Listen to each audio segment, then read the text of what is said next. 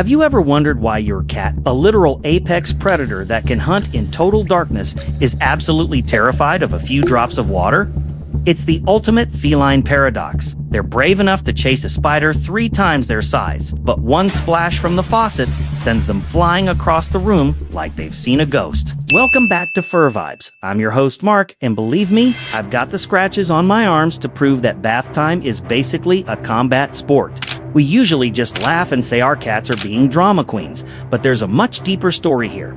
Today, we're uncovering the ancient glitch in their DNA that makes water feel like a death trap. And wait until you see the swimming cats breeds like the Turkish van that actually dive into lakes for fun. How is that even possible? Let's find out. And if you want to understand the secret language of your pet, hit that subscribe button and join the family. Now, let's go back to where it all started. To understand the panic in your bathroom, we have to look past the walls of your house. We have to travel back 10,000 years to a world made of sand, stone, and brutal heat. This is the Fertile Crescent in the Middle East, the birthplace of the African wildcat. This little desert dweller is the biological blueprint for the cat currently sleeping on your sofa, and in their world, the rules of survival were very different.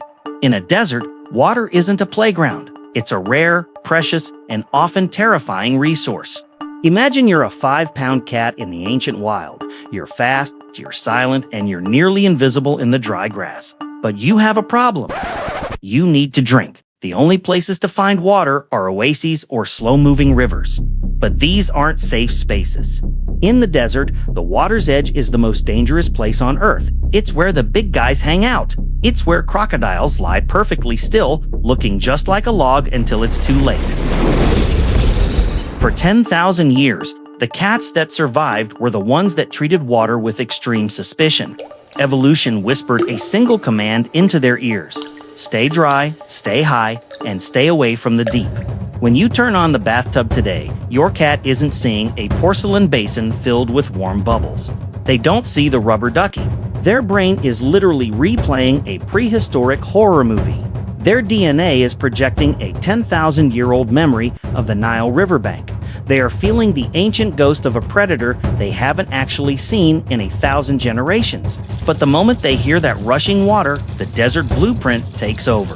Their heart rate spikes, their pupils dilate, and their brain sends a frantic signal to their muscles. Get out now. This is how we die.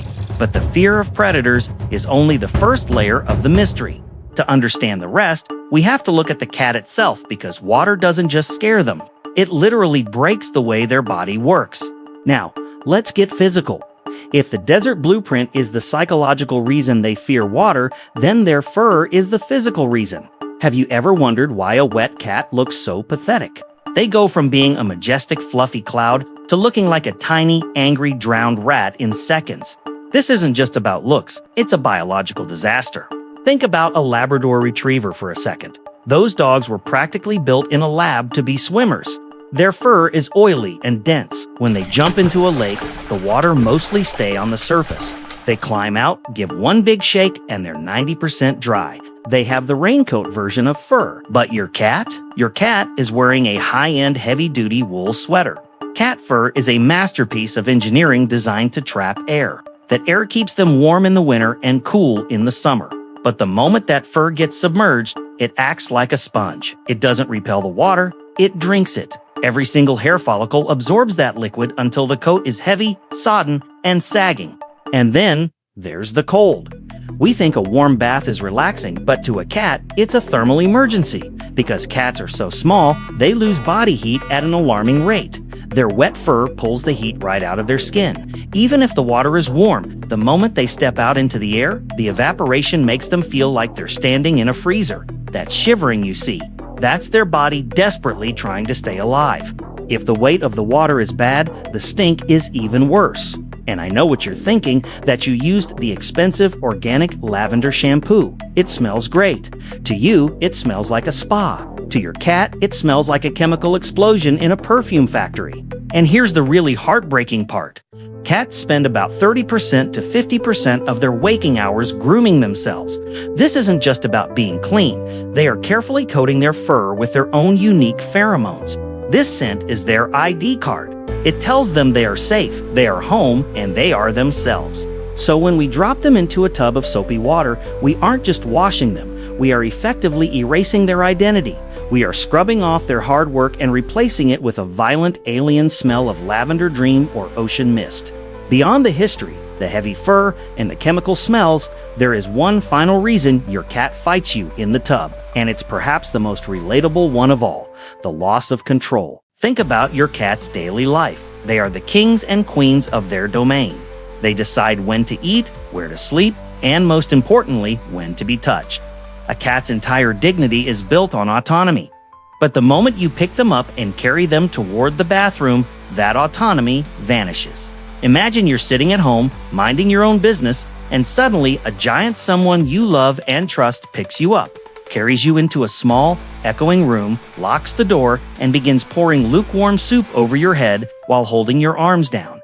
You'd feel betrayed, right? You'd feel a frantic, claustrophobic need to escape. To a cat, being held down in a slippery porcelain basin is a nightmare of vulnerability.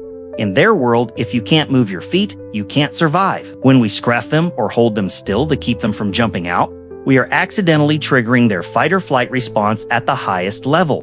This is where the combat sport comes from. It's not that they hate you, it's that they are having a literal panic attack because they feel trapped. Their trust in you is being weighed against their primal need for escape, and in that moment, 10,000 years of survival instinct wins every single time.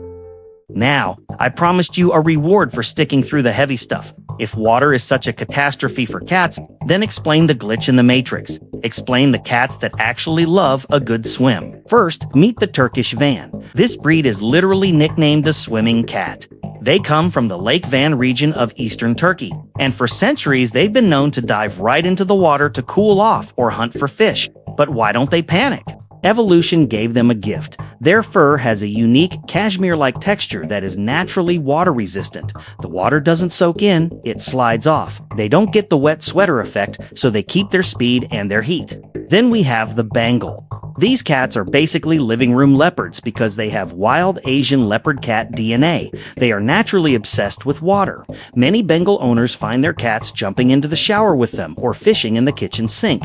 To a Bengal, water isn't a threat, it's a toy. And we can't forget the Maine Coon. These gentle giants of the cat world evolved in the harsh, snowy climate of New England. They developed a thick, oily, double-layered coat that was designed to repel melting snow. Because of this, many Maine Coons are fascinated by water. They don't just drink it. They pat it, splash it, and follow the sound of a running faucet like it's a private concert. These breeds prove that the hatred of water isn't a fundamental feline law, it's an environmental adaptation. It shows us that under the right conditions, with the right gear, a cat can be just as much of a water dog as any golden retriever. So, what have we learned? Your cat isn't being a drama queen. They are a desert-born, high-tech, self-cleaning machine that is psychologically and physically allergic to being wet.